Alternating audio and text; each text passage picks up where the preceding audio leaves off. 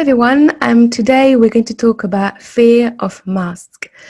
We have a special guest who is very welcome to speak to us today and is happy to speak to us about her fear of mask. There may be quite a lot of you out there who may be scared of mask, and following the regulation, the governments, we now need to wear mask in shops and in workplaces.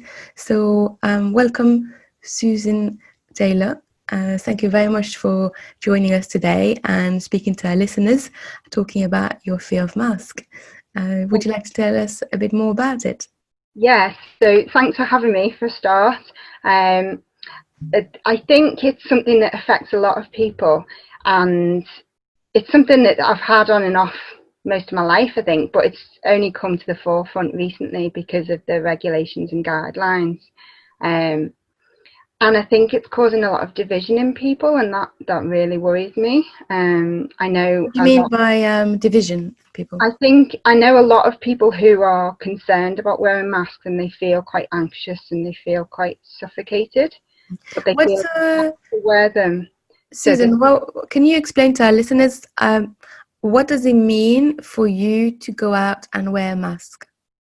For me personally, I do feel suffocated, and it triggers memories for me that are quite traumatic.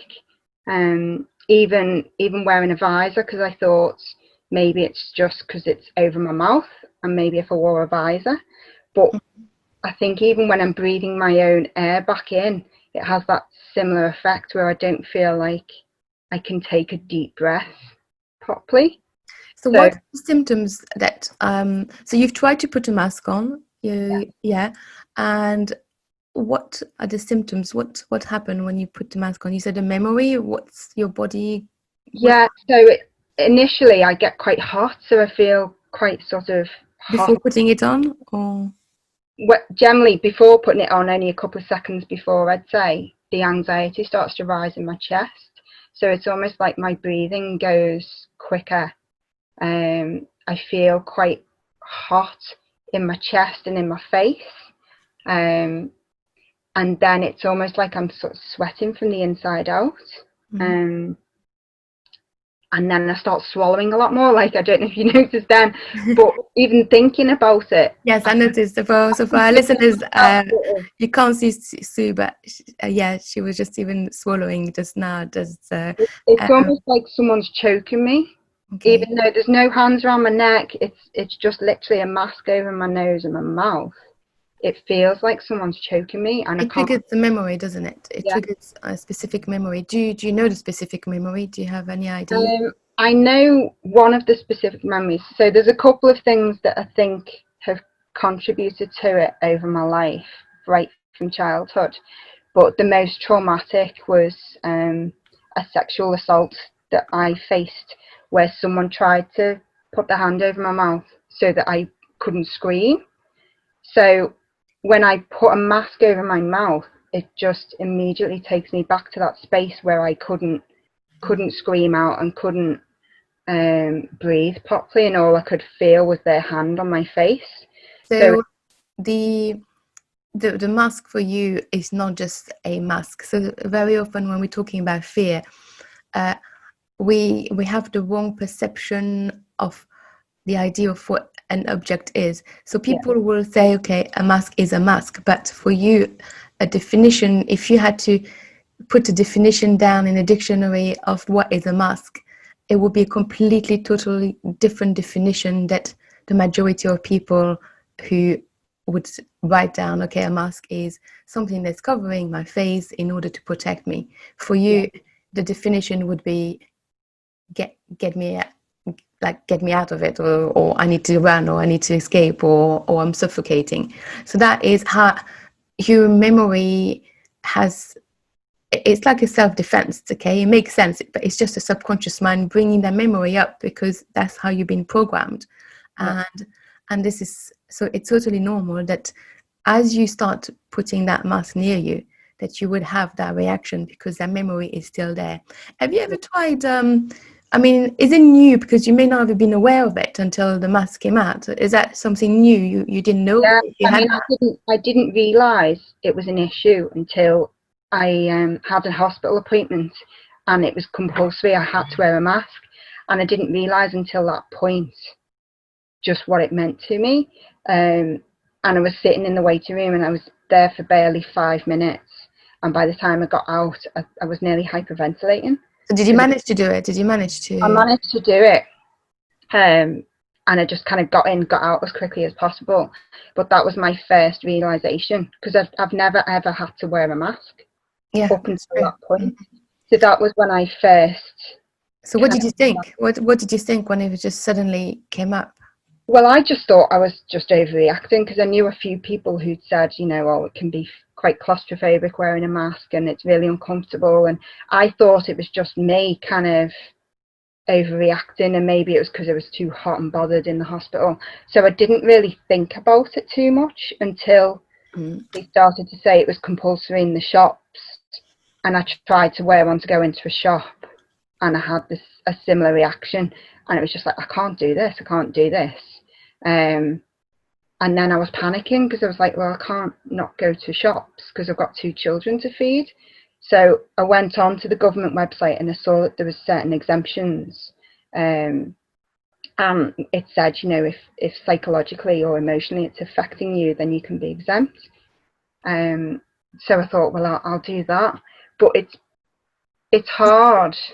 Was that easy to do? Was that like quite straightforward, or was it It's quite? quite straightforward. I've got I downloaded a picture on my phone that says I'm exempt from wearing a mask. So if anyone approaches me, I can just show them my phone. Okay. But it's more the looks you get off other people. Yeah. They're kind of like, you're that selfish person who isn't putting other people's vulnerabilities before your own. And it's almost like I'm so not that selfish person, but I feel like I've got to justify myself because of my own anxieties. And it's like, well, I'm a vulnerable person too, because I didn't choose to have this anxiety. Yeah, and also, so not only you at the moment have the fear of mask and the anxiety is going high, and then you seeing everyone with masks too, and then you're becoming isolated because people have started judging you, Yeah. and that's something, another feeling, another emotion that is new, because before nobody even noticed you in the street. Yeah. So that's a bit too much in that sense. So yeah. Yeah, and the anxiety for my children as well, because there's a lot of people wearing masks now, and from my perspective, one of the things throughout my childhood that I remember was all the horror films. People had masks on. There was clowns, there was, the Scream mask, there was, I mean, I'm talking about teenage years, I'm not talking about when I was, Yeah, yes. but all the horror films that I've seen growing up, people have masks on because it's intimidating and terrifying, and you don't know who's behind that mask. So I'm anxious about my kids being exposed to that and being terrified. I'm anxious about wearing a mask myself, and I'm anxious about the reaction that I'm getting from people for not wearing a mask. So it's like we're just walking around in this constant anxiety state, and it's worrying. Like, how far is it going to go? Okay. And have you ever thought of doing, I mean, I use, when I see my clients and they have a specific memory that is scary, especially an image, I use eye movement therapy. Have you ever used this? Have you I any? haven't used it. I have heard of it because I Yeah. wanted to train in it myself. Okay. So we could do that another time. And now we adapted the therapy online, so it's quite good, and it actually works the same.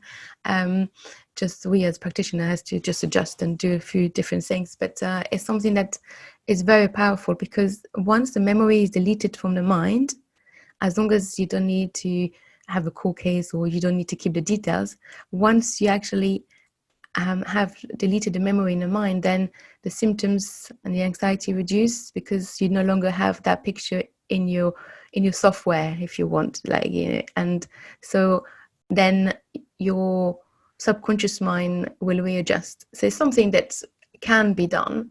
So just so that you know, but it's good to know about that those images don't need to stay in your mind. Just by anywhere, the minute you go out, basically, and what's that feel like to straight away? Because even for me, who don't have a fear of mask, I just find it strange. Like everywhere I look now, everybody is wearing masks. It is a reminder that life is not the same, that we are in a pandemic, that everything we do with movement and places we go, we have to behave differently. Even walking in the street, having to move away to not be too near someone, all the natural way of thinking, we are forced to change our thinking in our way. So even not having any fears is still puts you it's not relaxing, it's not pleasant. I mean, I don't find it very pleasant to go shopping now, because like, why would I want to go going shopping for clothes or something when I have to be aware and watch and where I'm going, what's around me, and having to wear a mask? I don't find it very comfortable anyway. And I really I'm thinking of all those people who are working so many hours and have to wear it for so many hours. Surely I'm hoping that they will have some breaks to take it off, because also we need some fresh air. It's not something natural. But for you, this is like just the higher level. It brings so much anxiety. So what could you tell our listeners, what is like the everyday life for you just the minute you actually go out? Or even, how old are your kids? Do they need to wear a mask or not? No, they don't, but they're in school, so thankfully there's no sort of mandatory masks in the schools as yet. I hope that doesn't come in. Yes, because primary school don't need to wear a mask. No, just secondary school at the moment. And their teachers don't wear masks, they wear the visors, so they can still see their face, and see their mannerisms and their smiles, and that's also, because I was really concerned that would be so lost.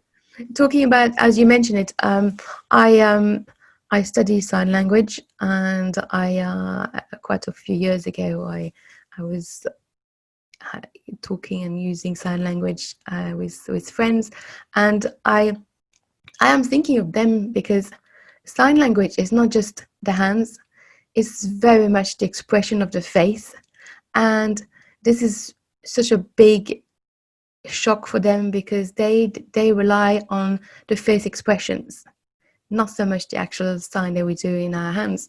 So I mean, yes, there are masks where you can see the lips, but it still doesn't give you the whole face. So your eyes expression, the face, the whole expression, and that's how deaf people rely on. And even people who lip read, all those things are a major change, and it's really hard to communicate, because I know I have a friend of mine who lip read, and this is a big major communication break in a sense. It's just so hard. So so hopefully, I mean, there will be more invisible masks, or we'll find different ways. I know that ways of communicating, and so that they can still, but still it's hiding some of the expressions. So that's going to be hard to communicate. But if you need to see a teacher, or if you need to speak to someone, or even if you in your work, people are going to wear masks now. So even if you're exempt, you're going to face seeing everyone wearing a mask. And so what's this, how do you feel? The anxiety goes up? How do you manage? Because this is going to make you on a high level of anxiety all the time. Yeah. And I think I'm such a social creature, and the work that I do is very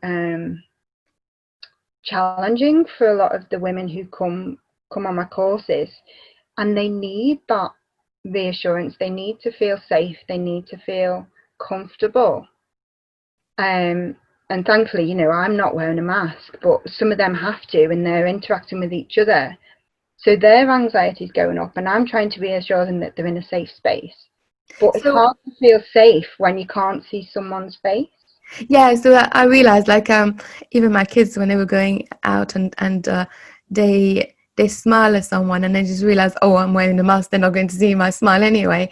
So, but if you're running courses, and they may also be anxious because you're not going to wear a mask. Yeah. So it's like a two-way.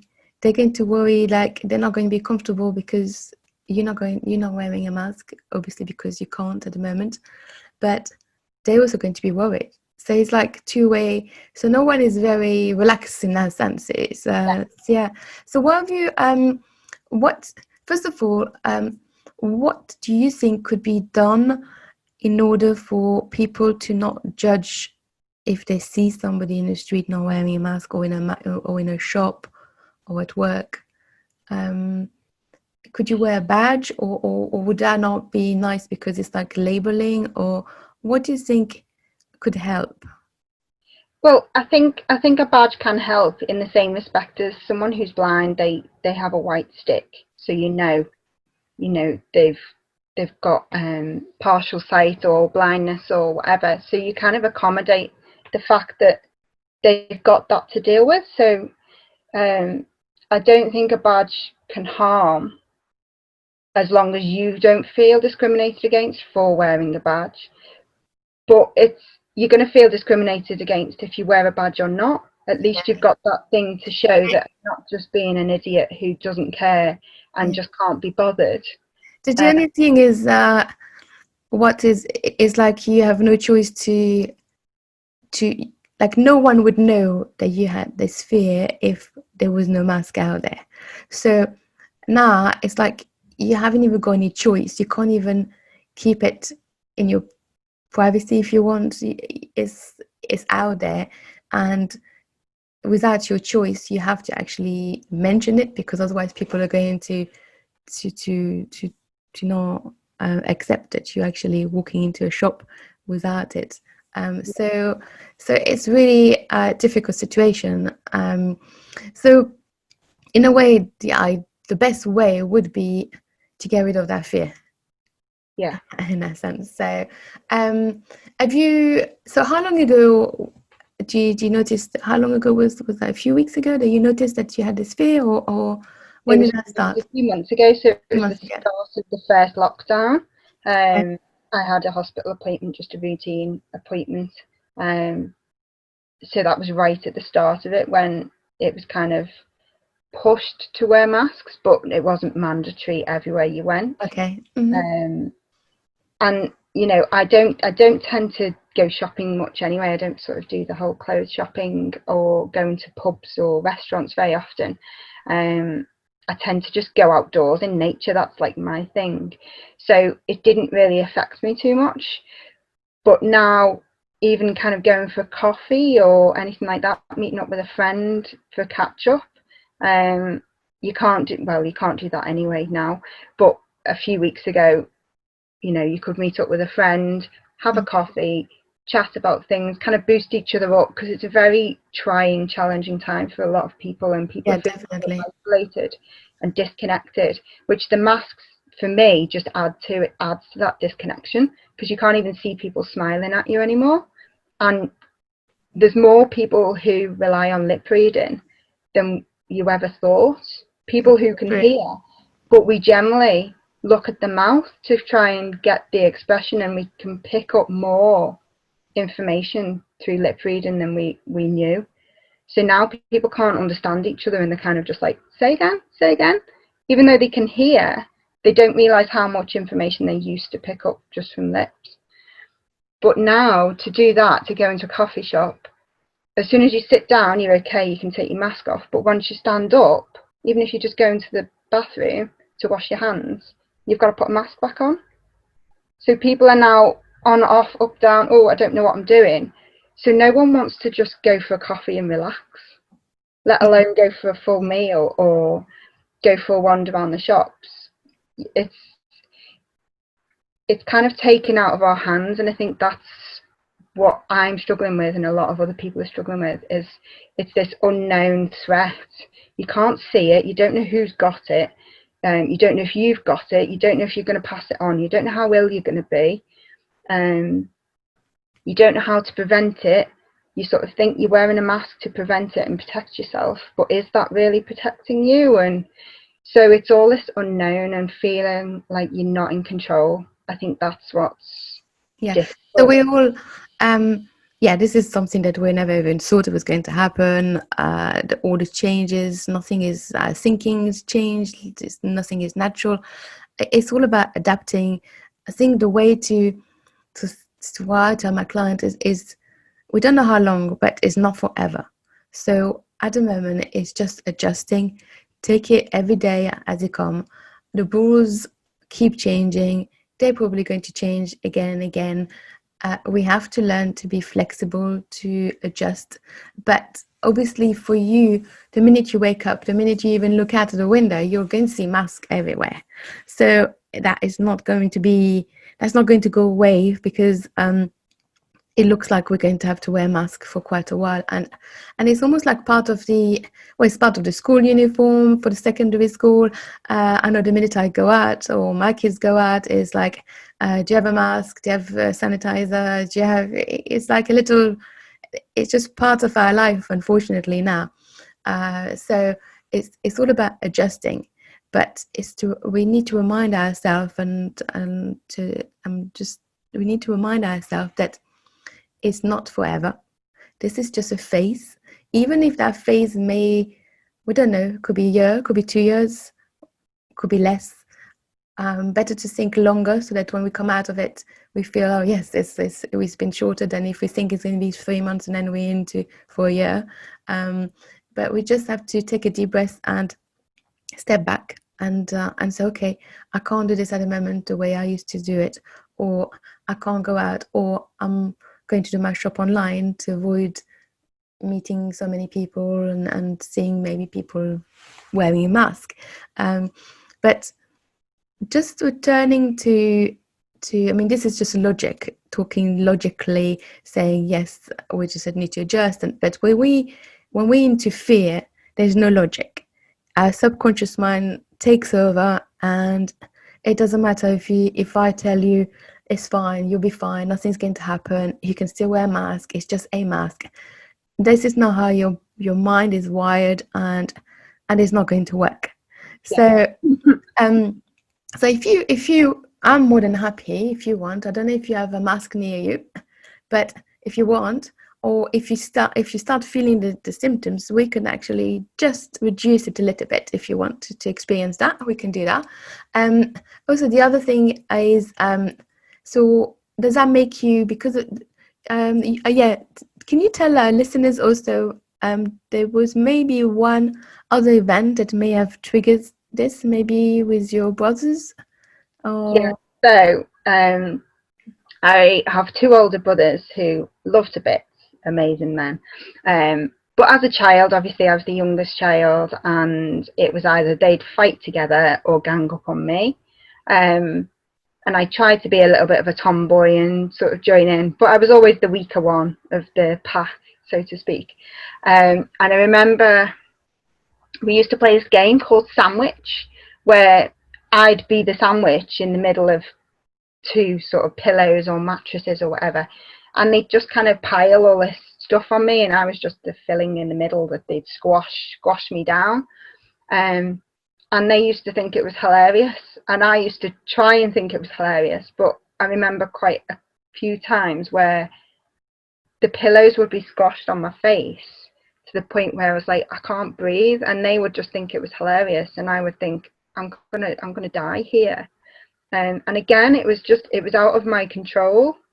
It was a situation where I couldn't defend myself against that, and it was traumatic. Even though it was a game, I think it's locked in my memory as sure, I'm sure. How old do you think you were? How old do you think? I was probably about 6. 6.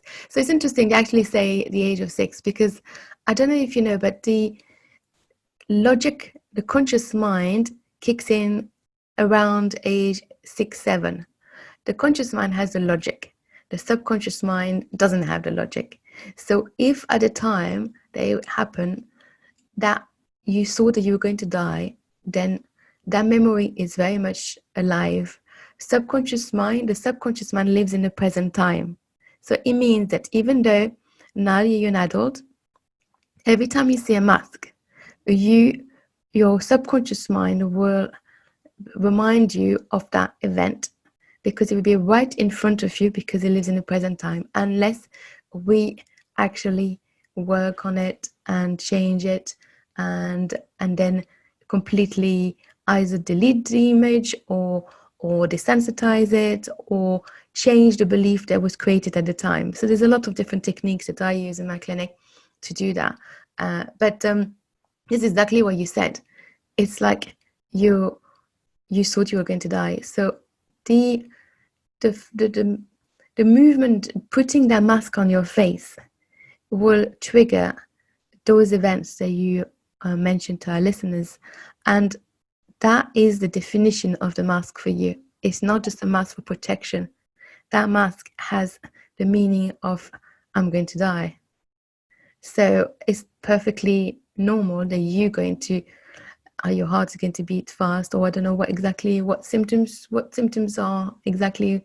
If you had to put a mask on that, you'll be hot. And do you want to tell the listeners? Yeah, so even thinking when you said just now, a mask nearby, as soon as you said that a few minutes ago, my heart was like, oh God, no, like, don't ask me to actually put a mask on. Oh, I would never do that. So I don't believe in facing the fear. Yeah. Not even picking up a mask. That was that's thinking about it. Just to remind our listeners, I don't believe in face your fear. I believe I clear the fear of my clients, and then you can go out and go on a plane, or put a mask on, or go near fruit, a banana, or whatever it was the fear. I personally do not. I really never do face the fear. Even if it's a dog, I will clear the fear first, and then tell my client, go to the park or go and meet your friend with a dog. So yes, I would never ask you to put the mask on. That is, I'm sorry if you that's what you thought. But it's interesting that just the sort of holding one, triggers it. So you don't have to go and get one, and you don't, just even thinking about it triggers something.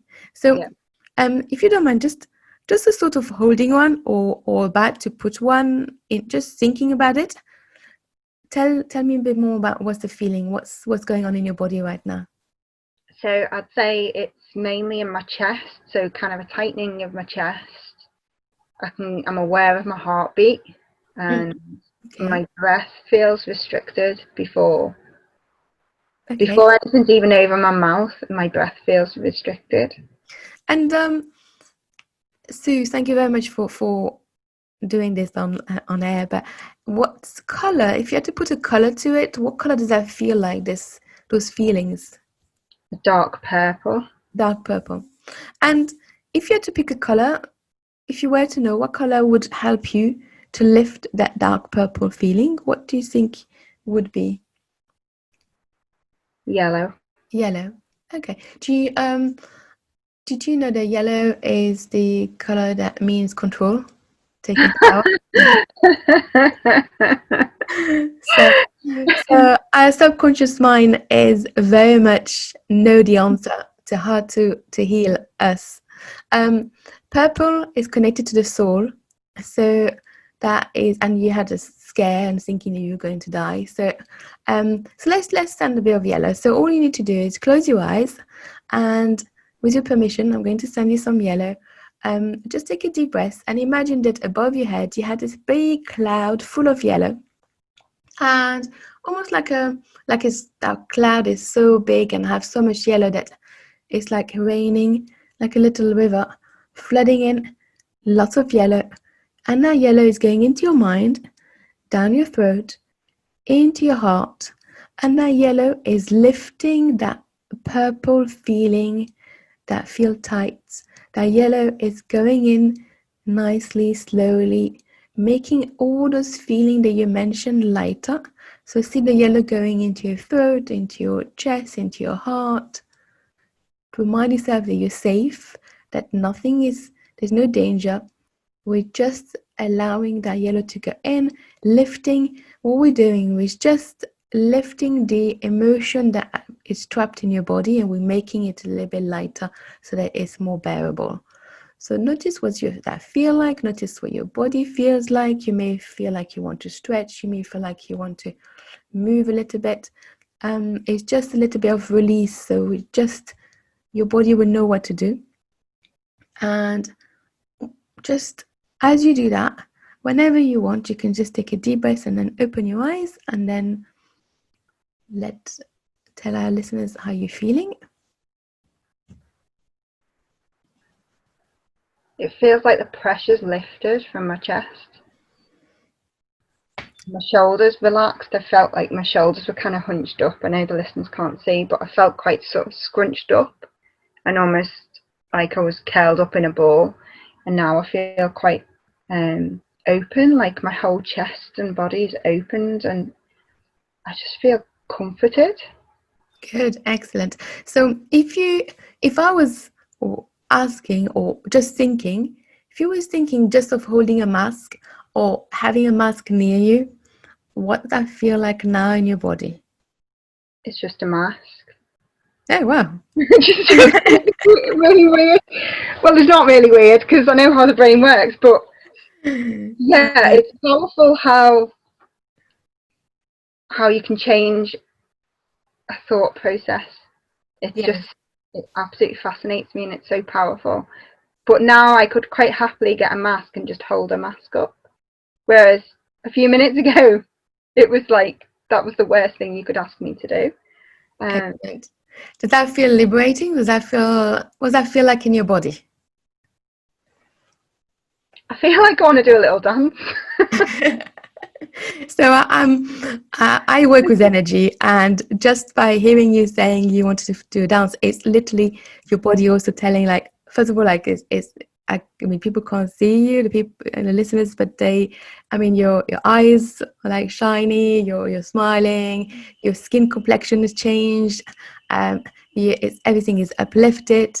So it's really so nice to be able to see how you just uplifting. But the changing, very often what's happening is we have the memories, then other memories come up, other trauma incident happen, that it piles up, and it's like emotional baggage, and it's getting heavier and heavier, and the suitcase gets heavy, and we carry it on our shoulder, on our heart. And as we do that, it gets so heavy that we can't do it anymore, and then we explode. So either we get angry, or we cry, or we go into panic mode and our heart start beating fast. All those things are emotion trapped in the body due to memories, to not knowing how to release it. So what I just did just now, and very quickly, is just starting working on your energy system and start just releasing all those energy trapped in your body that's been there for quite a long time. Yeah. And that's one of the techniques that I use, and I love doing this because I see reactions, and obviously the memories are still there. It's not finished, and it would need a little bit more work to be done.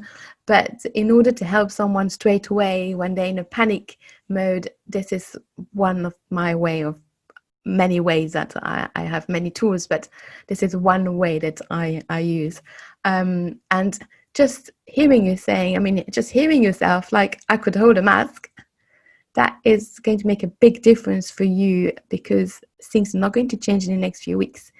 It could be even, kids may even be, I don't know, wear masks even more in school. We don't know. Everything changes all the time. So you just said to our listeners, I could just hold a mask now in my hand. Just thinking about it, does that feel comfortable? Does that feel fine? What does that feel like? It feels fine. It feels like I'd just be holding a piece of paper. Like, it's just a normal thing, as opposed to, I don't know how I saw it before, because I can't think how I saw it before. So that's very interesting. Now it's just an object. So But that's very interesting what you just said. And once it's no longer once the memory and the energy blocked in our body is no longer blocked, it's almost like the subconscious mind no longer needs to hold on to the memory, and then the memory is no longer there. yeah. So, and this is why, and that is a pure reason why when I have a new client coming in or seeing online, I mean, at the moment I'm doing everything online, I always ask them to fill a form. The form is actually not really so much for me, but it's for them, because I know that when I'm going to work with them, at the end they're going to say, "Oh, I never even suffered from that. Oh, it wasn't that bad." So at least I've got a piece of paper to say, actually, this is what you wrote on the first session. In the first session, this is the form, and I'm purely doing the form just for that. Not even for me, because because I work with energy. I don't really need to know so much with people and their life and everything. So it was just, and this is how I started using this form, because I realized that people were saying to me, "Oh, I didn't even have it that bad. It was never that bad." Well, yeah, if you had a fear of dogs and you would leave your baby in a pram in the middle of the road, that was pretty bad. Or if you were jumping off a cliff because you saw a dog and those type of things. But then you clear the fear of dogs, and then you say, "Oh, it was nothing. I didn't mind having a dog passing by me." So hearing you, Sue, saying it feels like a piece of paper, that is amazing. And yes, it's really good for me to know that the memory has shifted and changed, and the energy in the body has actually been unblocked. And I know the listeners could not see it, but as I was doing it, your body was stretching, especially your neck and your head, almost to release the tension that you kept for so long. And Yeah. that's what was happening. So it wasn't just me talking. It was your body knew what to do. And very often when we work and try to clear fear, one of the things that is important to know is that you don't always need to stay sitting down in a chair.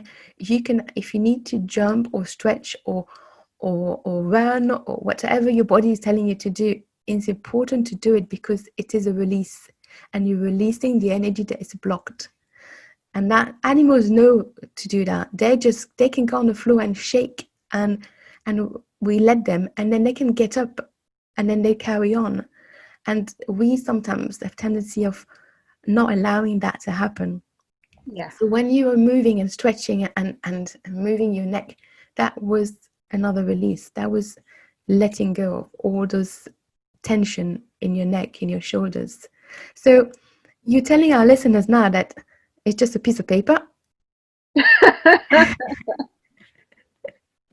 Yeah, everyone's obviously just walking around with paper on their face, aren't they? It sounds ludicrous, but it's just like... So does that mean you think you could be able to even wear one? Ooh. Probably. I mean, there probably would be need more work to be done, because that is a different memory. Yeah. And having something near your mouth would trigger something else. Yeah. So that is why usually working with someone with fear, it's usually good to have a few sessions, minimum I would say 3 sessions. Once you assess, you work on, you understand what's going on. The second, you start working on the memory, and if everything goes well and it's fast, then the third session is usually to seal it off, to make sure it doesn't come back. Usually adults, I would say six sessions would be better, because other things can come up, and also it's not nice to put pressure to try to rush things. But with kids, within a few sessions, because they're so easy to work with, and they have less trauma and memories in that sense because they're little, it can happen really quickly. So, but just the sort of you going out now and seeing people, and yes, at the moment you still can't wear it, but at least be able to breathe, be able to look around you in the street or in the shop and thinking, oh, they're just wearing a piece of paper on their mouths. just changing the word, even not having to use that word, that would make life a massive difference for you. Yeah, because I don't feel like it's me versus them in quite the same way. Yeah. They're just wearing a piece of paper on their face, which it might sound like I'm ridiculing them, but that's not my intention. That's kind of me almost making it comedic, so it's not so intimidating. If I say mask, they're wearing a mask, that just takes me back to horror films where they wear masks. Yeah. But if I say they're just wearing a piece of paper over the face, it's so ridiculous in my brain to be like, why would they wear a piece of paper over the face? That it's almost like, well, they're fine. They can do that. They can wear a hat with spinning helicopter wheels on it. You know, it's fine. People can wear what they want. So I don't hold the same, doesn't hold the same weight in my brain.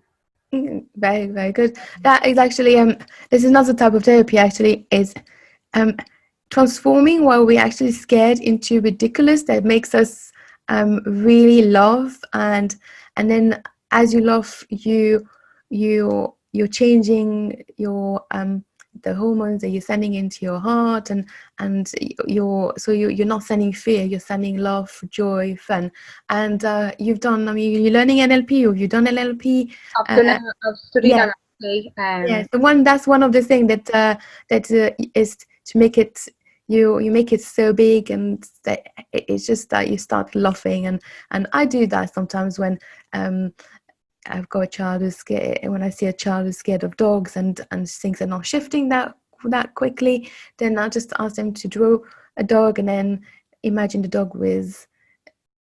I don't usually ask them. I let them choose and put some funny things on the dog, and they usually they decide to put a funny hat on, or maybe glasses, and then they look at the picture again, or they think of a dog with this on, and then it's less scary. So that's also another way of doing it. You by and blocking the energy that was blocking your body, that we just did before, that made you more relaxed, and then thinking of that, which is really good, because this is you taking control, you making a decision, and then your mind said, okay, well, they're just wearing a piece of paper. And it's so different than going out thinking, oh, they're all wearing this mask, they're all protecting themselves, they're all going to judge me. And now you're just like, oh, they're just wearing a piece of paper. And fair enough, you're not laughing at them, you're just, that piece of paper is a protection for them. Yeah. And so they're using it the way they want to. And for you, it's also a way of be able to go out without having that heart beating fast and feeling sick, and so that's good. That's a great way of thinking. I think it's knowing that there's humans behind those bits of paper, whereas before it felt like I didn't know what was behind that mask.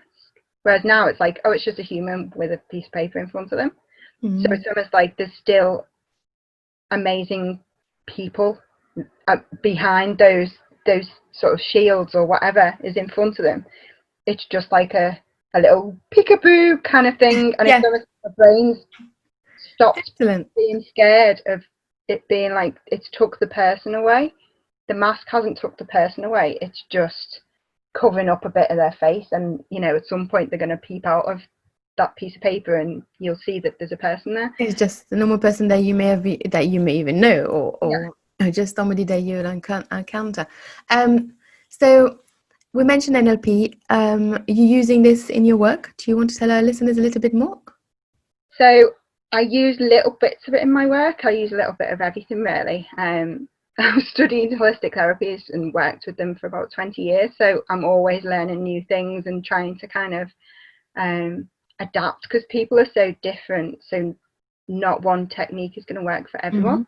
And so, if people wanted to find out more about what you do, where could they find you? Do you have a website? So I've got a website which is tailoredtherapies.co.uk, which has a list of my holistic therapies, but I'm not actually practicing at the moment, partly because of the mask thing, because I'd need to wear a mask to do my work. So I put a hold on the holistic therapies, and I've just been focusing on the courses that I run. So I run confidence building courses and empowerment courses, mainly for women, I am looking at working with men because the mental health crisis is kind of quadrupled, unfortunately, due to lockdown, and eventually looking at working with children, because I think starting young is the best way to kind of prevent problems later on. That's true. It's true. This is why as soon as the lockdown started, I opened a class, a well-being class, just for children, because if we help them and support them and show them and teach them the tools that they need in order to deal with their emotions, then they will have a much better start, and they will be able to be more resilient. That it's learning how to be resilient and how to just take things as it comes, and learning how to move forward in that sense. So I really feel very happy today anyway, because I saw the changes. I know that I made a difference in your life, and I'm so pleased that you allow me to do that. So what does that feel like now, to think that I can do that? I can go out. It's not going to affect me so much. What does that feel like? Liberating. It's great. It's just kind of like a weight has literally been lifted off my shoulders, and a weight that I didn't even realise was there until recently. And then it's like, oh gosh, where's that come from? Because I've done a lot of work with other people, but you kind of forget about yourself. And then when something comes up, you're like, how do I deal with that then? I don't know how to deal with it myself. I can help other people deal with stuff. So it's good to have someone else's input and perspective, just to kind of remind you that you do have control, and you do have things that you can do to kind of reclaim Claim your your life. power back. Yeah. Mm-hmm. Yeah, you claim your power back, you claim your life back. You don't want just to live to exist. You really want to live life fully. You really want to. And this fear is not just the fear of mask. It is, like you mentioned, is stopping you working the way you want to work. It may have a good thing in a sense that it's pushing you to do something else that you may even like better, maybe. I don't know. We don't know. But when that, it's better to be able to choose than just to choose out of fear.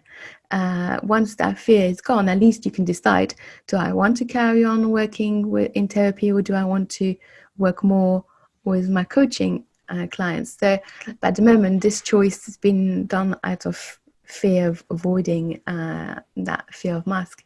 So so that is part of it. Is once you don't have the fear, you have even more choices, and you can move forward more. You can move forward easily. That's the way. But I'm really glad that we met, and that I was able to just help you a little bit. Whenever you want, obviously, there's more work to do. We could do that if that's what you wanted to do, if you wish to do that.